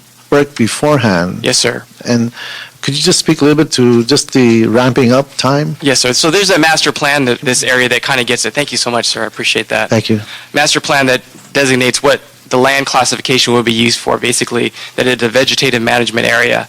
And then the environmental assessment that for the vegetative management plan would describe how we would go through all the phases. Typically, that EA would be hung on a public website. It was hung on a public website in the last week of August, first week of September for a 2-week period. And though we've met the public notice for what we were going to do there, what we didn't do in the U.S. Army Corps of Engineers is follow our best practice of notifying those individuals of the work that was going to take place in this area. This is not the first time that we've issued or done a permit or done requested public notification or had public comment on anything that we've done. Again, our best practice is to send information or notify people that are interested in in this and let them know that it's there for their comment. Gotcha. And so what I've come to find, sir, through my investigation is when we did hang it there on the public website, we had 2 comments. One comment had to do with the Sepulveda garden. Another comment had to do with the use of model airplanes. And so what I had told my staff when they got that information, should have been your first sign that not everybody knew that thing was up there. And the Audubon Society has made that point to me. They did comment on the master plan that we had. We got some valuable information from them, but we did not get comments on the EA. It's because they did not know that it was there. Got you. Okay. So we did not follow the process, and I'm taking action with the individuals within my organization are going to be counseled for that way. But typically, that is not the best practice. We follow best practices. What I would have done if it were me, if Toy were the man on the ground, was to take the distribution list of those individuals that were involved with the master plan and use that as the basis of notification for the public notice for the EA for our vegetative management plan. Gotcha. So thank you for bringing that up, sir. Yeah. So the issue is now we were in the process of doing phase 1. We didn't complete phase 1.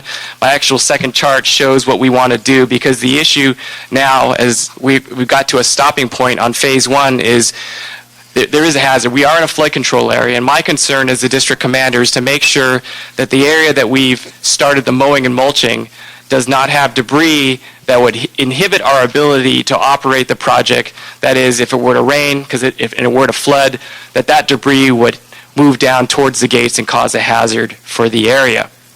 So what I need to try and do in coordination with the Audubon Society is figure out our phase, how do we complete phase 1, removing the non-natives.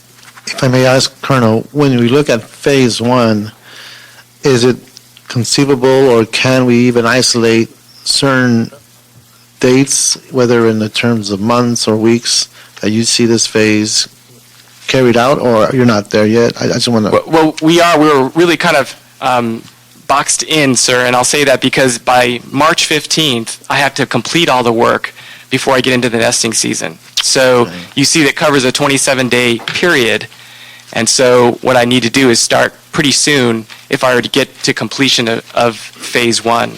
Okay, so the triggering of phase 1 is what we're experiencing. Now we're coordinating with the stakeholders to figure out how to proceed forward.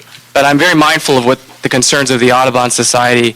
One of the things that we want to do in moving forward is meet with them. And we had a meeting at the Sepulveda Basin Wildlife Steering Committee last Tuesday. We're trying for next week to have a meeting with the Audubon Society to address their issues that they had with the master plan and the environmental assessment. And I want to do that first before I actually go forward with this plan, because we have to be able to go forward in a way That's important. that all people agree to the way ahead. So basically, that's the story. I really want to get to the point of answering any further questions and the questions of the audience. I just want to know that people that know me and have worked with me before, the second day in command that I came here, sir, I was on the banks of LA River and Compton Creek, and so the passion that I have for LA River ecosystem restoration study that we're doing together in a way that we can collectively combine flood risk management, ecosystem restoration, and recreation. Right. And I love the stuff that we've done together to get to that point. But it's all about moving forward in a collaborative way.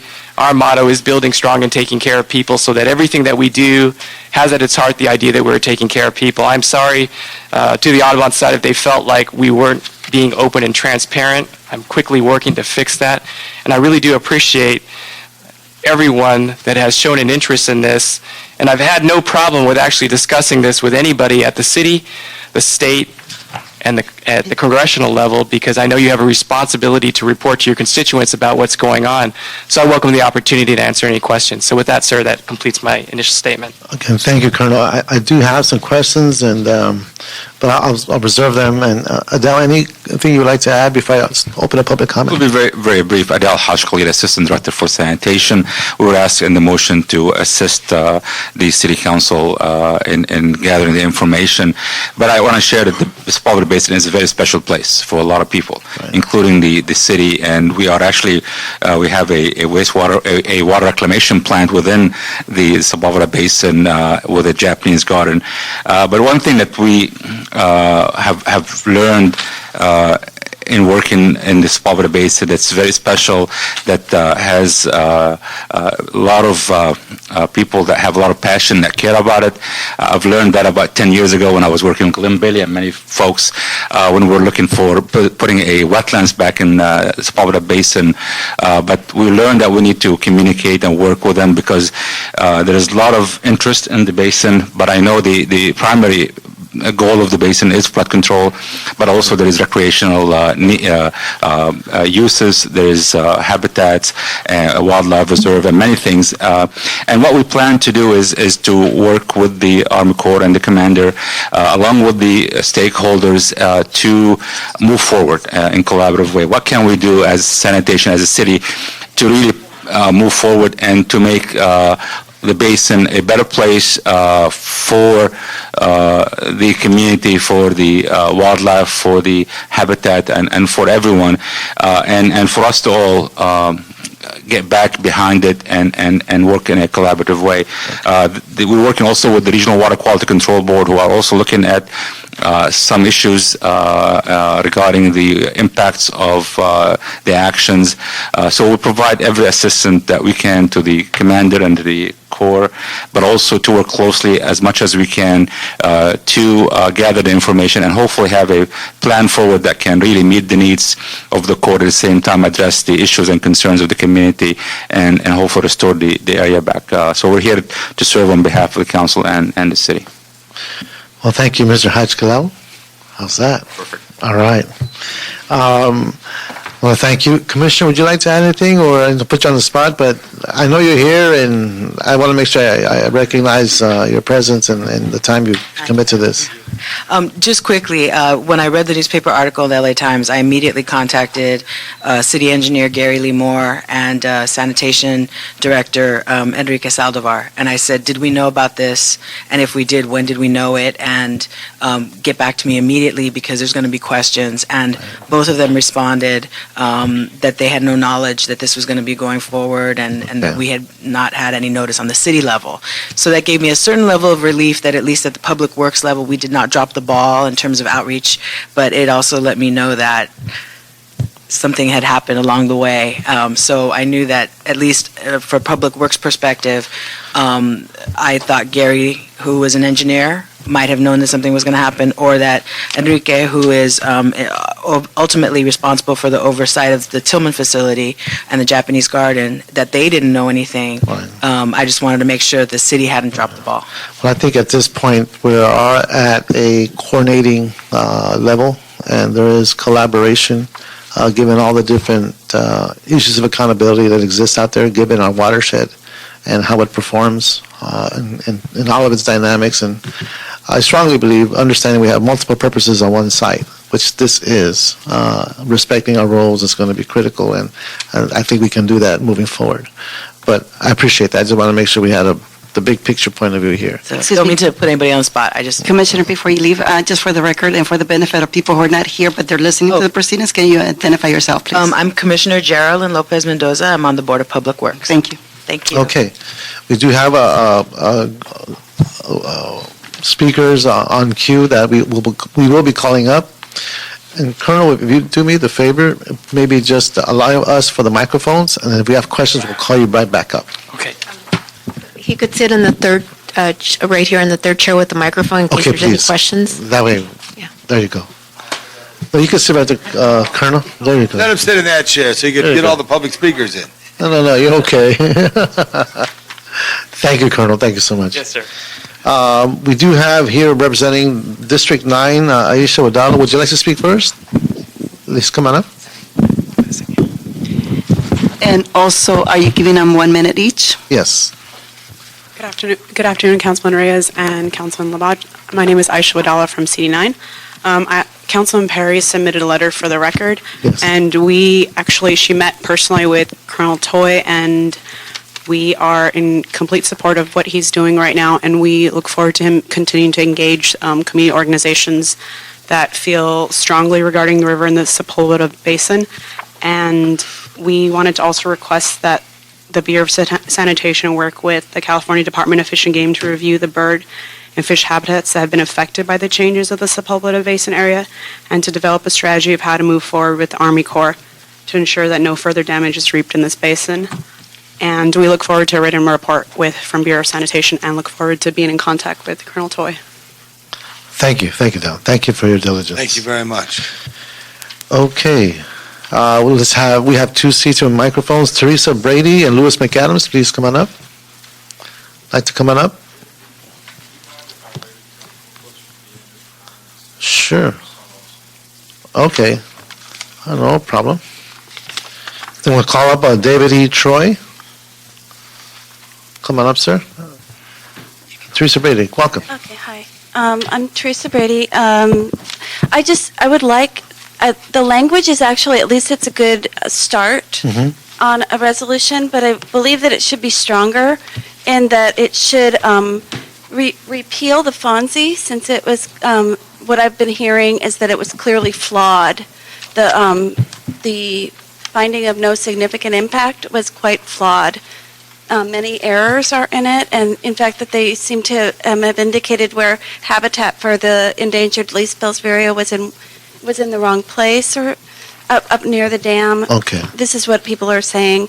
Also, that there should be a new public process. I believe the resolution kind of implies that it needs to go back to an EIR, but I don't think it's very clear about it. So maybe it could be reworded to be much clearer that it needs to have more of a public input, and the FONSI should be withdrawn, and that maybe they should go back to the public process and EIR process Okay. for additional input and to clarify and make sure that all of those documents are at least accurately depicting where important habitat is. Also, there's I agree with what the representative from Council District 9 said, that they should consult with Fish and Game. I think Okay. Fish and Game is a definite agency that needs to be consulted Okay. on the habitat impact. Thank you, ma'am. Thank you. David Troy, now we'll have Deborah George. Like to come on up? I'm David Troy. Our country had an antitrust act. It was seriously disregarded, and the people of this country have been defrauded. There was a sustained yield act, substantially disregarded, and the people have been defrauded. There is an Environmental Protection Act. All landowners are expected to do whatever is required to follow that act, and the various agencies usually assist people in figuring that out. Disregard of this act is a form of lawlessness. This needs to be taken seriously, I think. The term Phase 1 does not outweigh the Environmental Protection Act. The term, or the deadline, March 27 or 8, whatever it is, does not outweigh the Environmental Protection Act. I believe also that it's clearly many posting on the internet does not equal following the process of the environmental impact. Anyway, I would love it if there was an independent engineer required to be included in the analysis of what goes forward, because he mentions the one legitimate thing that they have to say about this, and that is, how will the dam be impacted? I hope that it will be worded in such a way as to not leave it only to the Army Corps of Engineers to come up with that. Thank you, sir. Thank you very much. Deborah George and Glenn Bailey. Good afternoon. Hi, I'm Deborah George. I'm with the Encino Neighborhood Council. I'm the Parks and Environment Advocate. I'd like to extend thanks to Colonel Toy for being here today. Yes, ma'am. The Encino Neighborhood Council does support the Sepulveda Basin Wildlife Habitat motion by Councilmember Jan Perry, and we will be filing a community impact statement. I also wanted to make note that we request that the U.S. Army Corps of Engineers make a clear determination that the 48-acre wildlife area south of Burbank Boulevard is and remains an open public space and a wildlife reserve. And also, We would like that the Army Corps of Engineers bear all costs related to repair and mitigating any damage to hardscape and vegetation that was originally paid for with local funds. Thank you. Thank you, ma'am. Thank you. Mr. Bailey. Hey, who seconded Ms. Perry's motion? Madam? You did. I know, I want to tell the person from Encino that. They didn't hear me, That's all right. Late in the day. Well, let's reinforce that with Ms. George. Ms. George, Councilman Labange wanted to make sure you knew he seconded the motion for. Thank you. Okay, all right. We delivered the word there. Thank you. All right. Good afternoon, sir. Good afternoon, council members. My name is Glenn Bailey, and I do wear a couple of hats. I'm the new chair of the Encino Neighborhood Council, but we have a rotating chair for the Sepulveda Basin Wildlife Areas Steering Committee, and wearing another hat, I happen to be the incoming 2013 rotating chairperson, just in time for this matter. However, I've been on the committee since 1991. The committee has been in existence for more than 20 years. And over those years, representatives from the Army Corps of Engineers have attended our meetings. We have participated in a number of projects, including the initial planting of this acreage back in the late 70s, early 80s. I was actually one of the volunteers planting native oaks and other native plants there. We have been involved with other projects, such as the Tillman Mitigation Project of the bypass pipeline that went through this area. We've been involved with the Bull Creek Ecosystem Restoration Project that was put in a little bit further to the west. The point is that the Army Corps of Engineers knows us, we've known them, and in this day and age of email, it was really surprising that none of us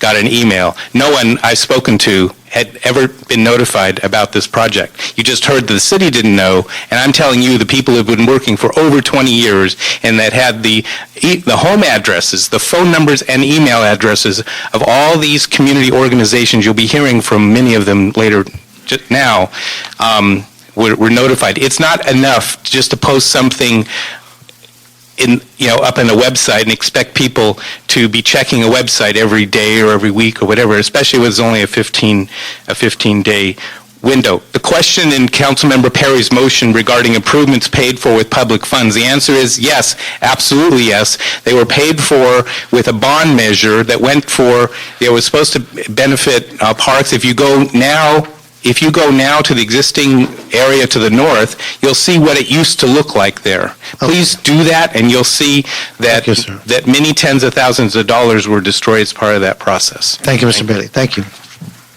Bernadette Soder and Jan Kidwell. Please come on up.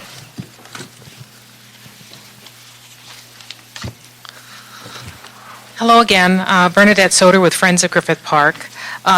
Incidents such as these impact wildlife habitat, but also wildlife habitat connectivity throughout Los Angeles and its river, which is why I'm speaking.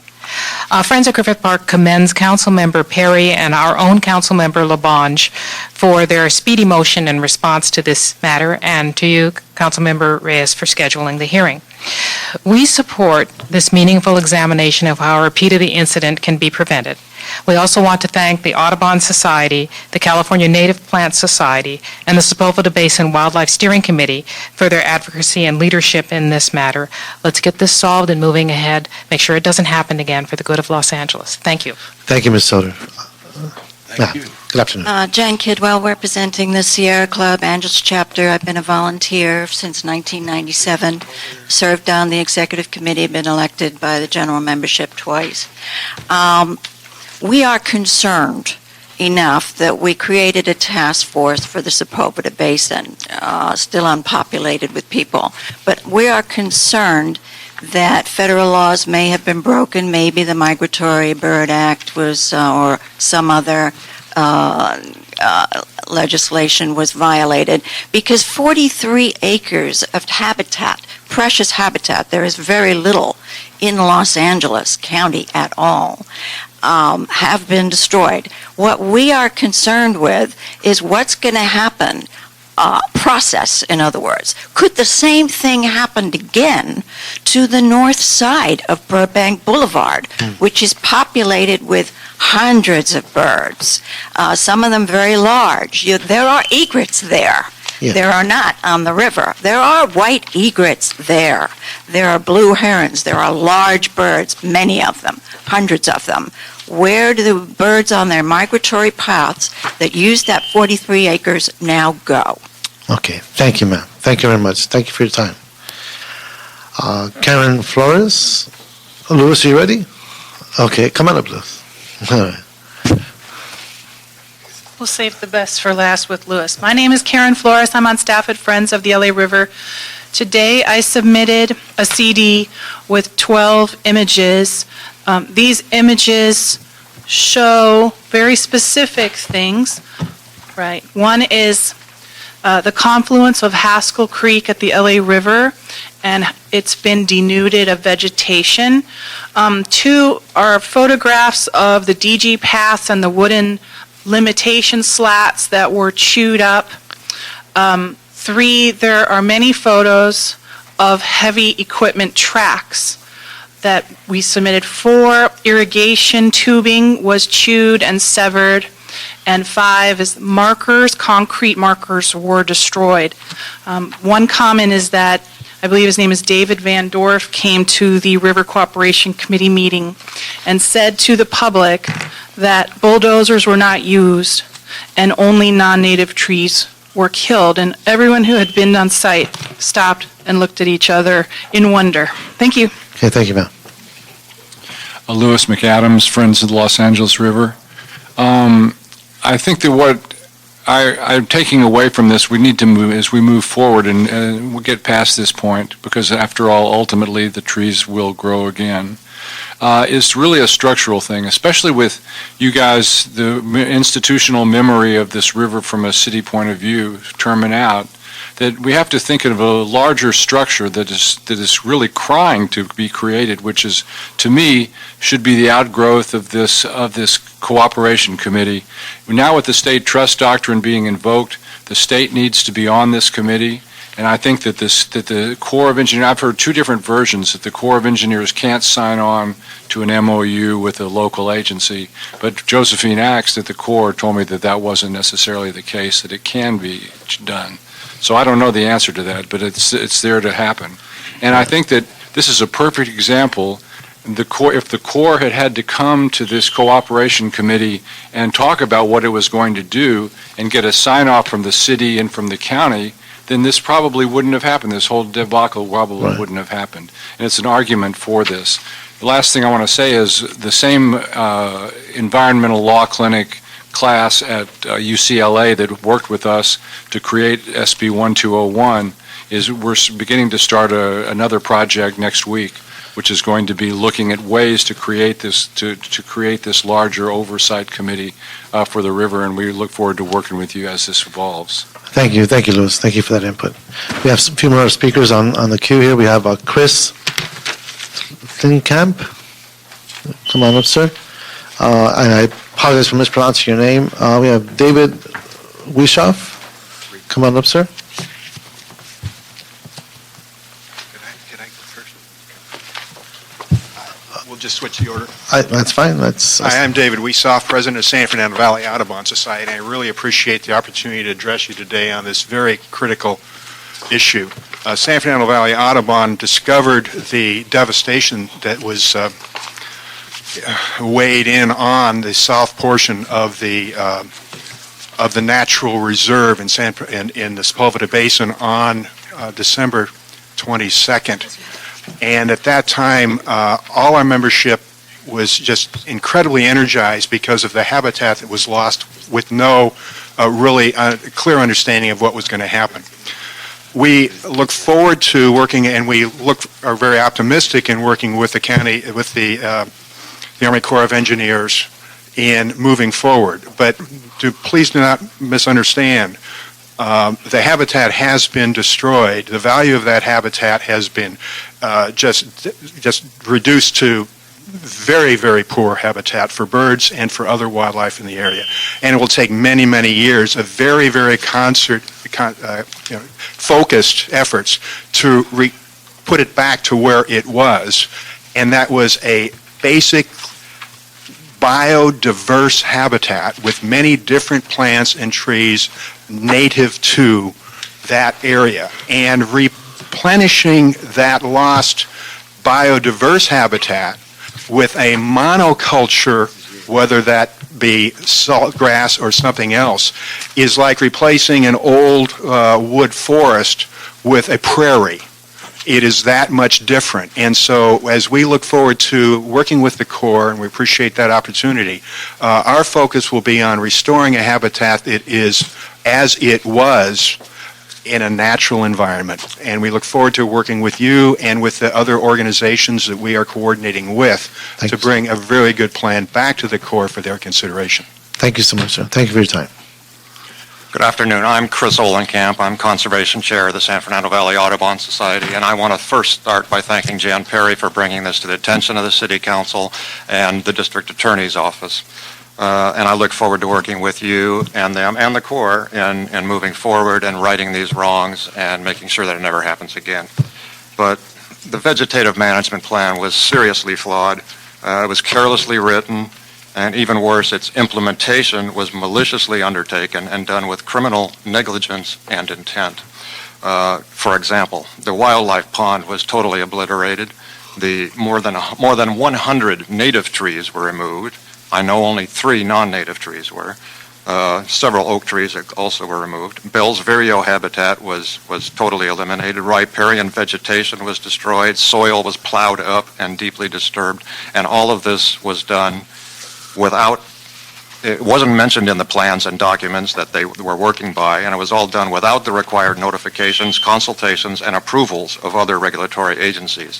What we would like is restoration of the 48 acres of this valuable habitat, mitigation on a 3-to-1 basis, as the Corps has required for others who have disturbed that same habitat, compensation for the city and county funds and improvements, communication, which they are working on, and I give them credit for that, education of their own employees so that they realize the value of their properties and the meaning of environmental stewardship, and correction of the mistakes and omissions in the 2011 master plan. Thank you. Well, thank you, sir. You can submit that for the committee as well, if you'd like. Thank you so much for your presentation. We have the last 2 speakers on this item, then we have one more for general comment. Snowy Dotson and Alexandra Ilicheva. I, again, apologize for butchering your name. Please come on up. Hi there. I'm Snowy Dodson with the California Native Plant Society, and I've been an alternate on the Wildlife Steering Committee for many years. Everybody here has really kind of said most of what I wanted to say today, but I want to point out that it was a thriving ecosystem to begin with. And if you'd read the plan, it looked like they were going to do something good. But what they ended up doing is doing this kind of scorched earth, tear the hell out of the whole place, destroy the ecosystem, and open it up to now weeds. What's going to happen is we're going to have a huge weed problem. And the invasive plants that we're going to spend many, many hours trying to get rid of, volunteer hours and also money from environmental groups to try to get rid of these weeds. I don't see mitigation happening by the Corps of Engineers. I hope it does, but it's really, really a nasty looking place right now. Thank you, ma'am. Thank you. Hi, good afternoon. Hi, I'm a resident of Encino and a longtime fan of the Sepulveda Basin. Could I have your name, please? Alexandra Ilicheva. And I just want to say I'm not really looking forward to, moving ahead. I'm really angry, like most people here. I have not heard anything about the proposed development and the management plan of the wildlife preserve. And I would just really like to know what was wrong with the vegetation there in the first place and why whatever you propose to replace it with is better. I mean, honestly, I don't believe that wildlife management was your foremost concern. I think it was a red herring, but this is not really a place to speak about that. And I just think if you really want to restore any kind of credibility with the community, that you should involve experts outside of the Corps of Engineers. For example, if you talk about native grasslands, Cal State Northridge in the biology department has someone who's probably the biggest expert on grasslands in the world. And yeah, I mean, the reserve might belong to you on paper. It might be federal land, but it really belongs to residents of Los Angeles, human and non-human. Okay. Well, thank you for coming down and for your... Can I ask you a question? You ever spoke before, a committee before? No. You did a great job. You spoke your heart, so I just want to let you know. Okay, thank you. Thank you for that. Colonel, there's a lot been said. I don't want to put you on the spot, but I do know that this is an opportunity to initiate this dialogue in a way that could be most constructive to everyone. Yes. Given everyone's parameters and charges. So would you like to respond, or I'd like to give you that opportunity? No, absolutely, sir. Please. No, I mean, just any specific questions? Well, I for mean, me, I'd listen to you. it's more of and I speak as a councilman because I know Councilor Labange and Councilor Perry and those of us who have been in this river committee have had the challenge, along with all the advocates that have been involved in this process for years, even before this committee was started. For the past 12 years, we've been nurturing a different sense of purpose and how we continue to balance the very delicate points that speak to ecosystems, our watershed, the needs of our community, and really looking at how we nurture our environment for our grandchildren. So how do we do that when you have all these stresses and obligations and mandates, funded and unfunded? And what I see and what I heard you say, and I apologize if I'm I don't need to speak, but based on what I heard from you, that there was a complete breakdown in how this was implemented at the outset when the website was set, and there was that breakdown of communication with the stakeholders. And then you have the inconsistencies of what was being said in follow-up meetings as stated by one of the presenters. But my understanding is that what you are putting on the table is an opportunity to regroup, reassess, and redefine the steps given the chronology that you've presented in your charts. That there are certain events that need to occur because of your charge as the Army Corps in the flood control capacity. So that being said, could you respond to Yes, sir. how you see your role from this point on? And I want to put value to the time our constituents put into getting to City Hall. One, making the trip down here, finding parking, finding this place, let alone the disruption that occurred. Can you just speak to...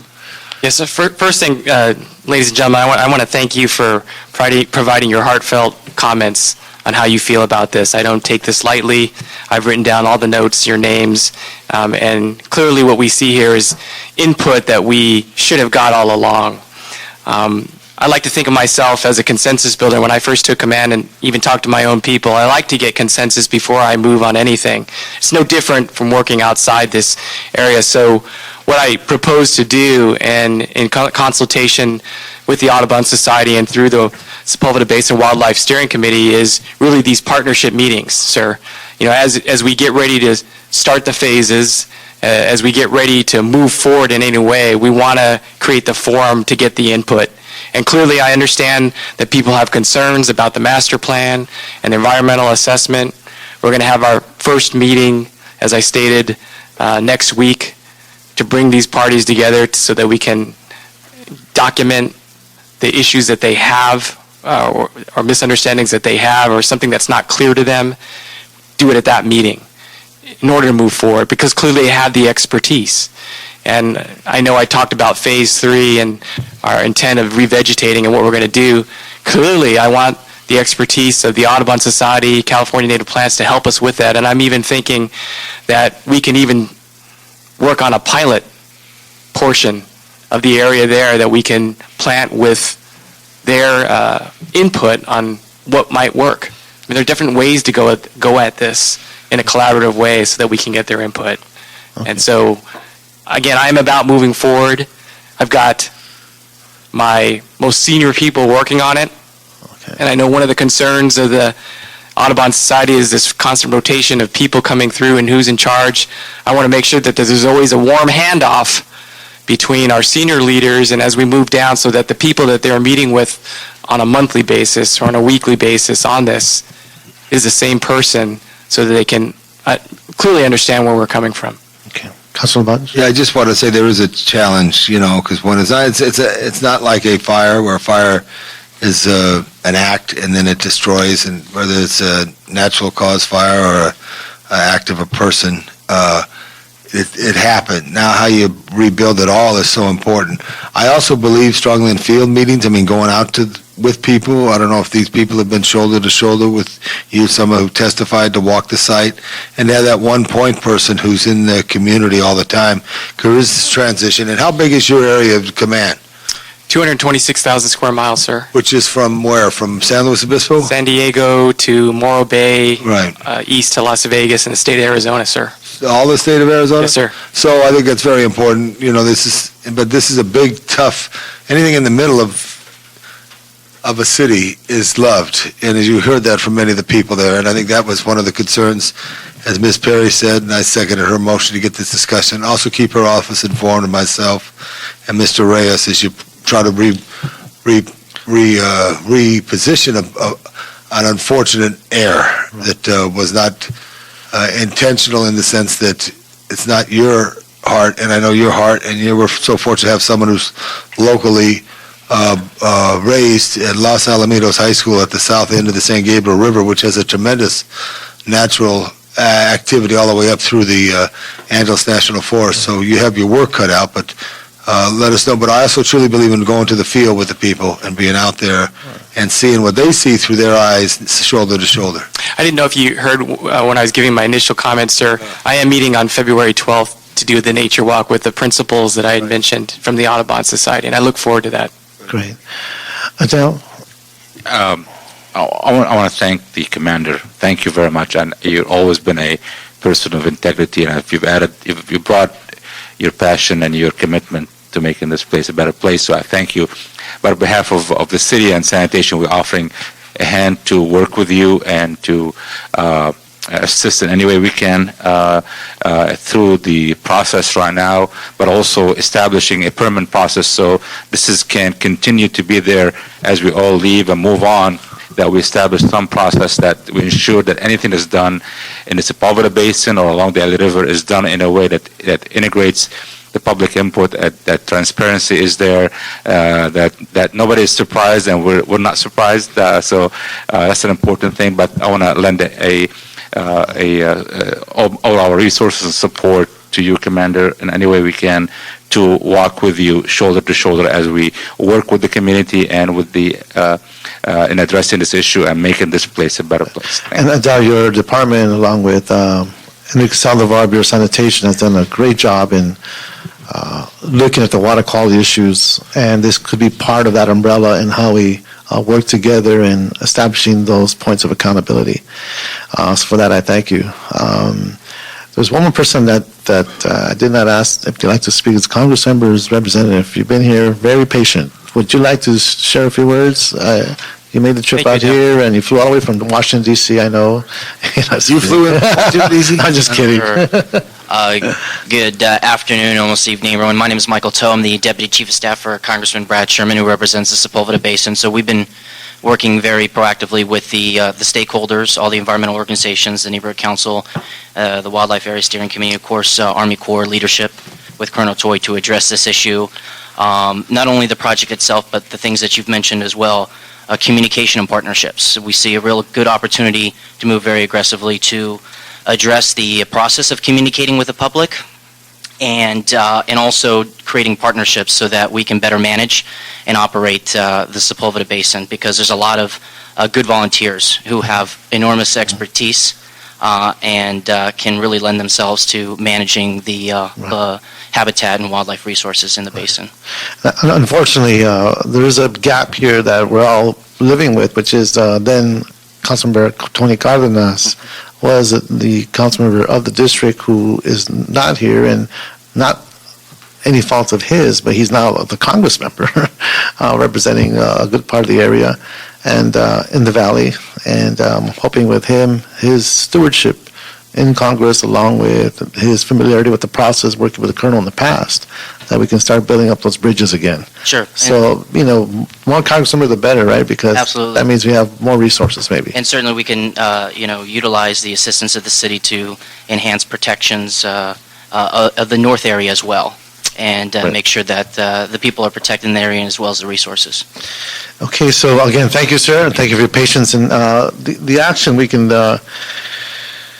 continue this item for next month with the assumption that we can have Colonel, if your schedule allows, if we can have perhaps a final report on all the different steps that you have articulated and where we're at that point in time to continue moving forward. If that is possible, we can let you know when exactly the date will be. When is the date for the meeting? Do we have a date yet? Yeah, the 25th Of January? of February. February 25th. Bureau of Sanitation, if we can come back with a report on impacts and recommendations based on this dialogue that we see evolving between now and then. That way we can get on firm ground as to procedures and steps that we'll be taking to avoid this dilemma in the near future. Yes, sir. I do know that on 25 February, I will be on temporary duty on an Army assignment. Okay. That I'm unable to, but I will have either my deputy or one of the principals that was in the initial meeting with the Audubon Society here, sir. Well, thank you for around as you schedule a little. but covering as much as you do for you to be here on a personal level does say a lot for your focus and concern, and for that I thank you. Thank you, sir. And see. We have one more public comment Comment card? for general. Just before the end of the meeting, you have a public comment card. I have to go inspect the city on the rooftop of the Tom Bradley Tower now at 5:15. If anybody wants to go with me, they're welcome to come. Okay. Okay. Grove Pashleaf, general comment? Grove Pashleaf, come on up. Good afternoon, sir. Good. Thanks for having me. I'm really excited about all the work that you guys are doing on the river this coming summer. I'm a resident of Elysian Valley. I've been there for 3 years. I'm very engaged in my neighborhood from Northeast LA residents for clean air with cleaning up the Metrolink. My neighborhood watch. My big concern I want to get right to is the signs that they're going to be putting up. Yes. I'm very concerned about they're going to get graffitied right away and you can't read them. So first off, I guess I'd suggest that they get some type of anti-graffiti sign if that's possible, or at least hang them up high enough so that they're not getting graffitied and people can still read them. Very good point. Very good point, sir. Thank you. Thank you, Ms. Pashleaf. Okay, seeing no one else for public comment, this meeting is adjourned. Thank you so much. Thank you, Colonel. Thank you, sir.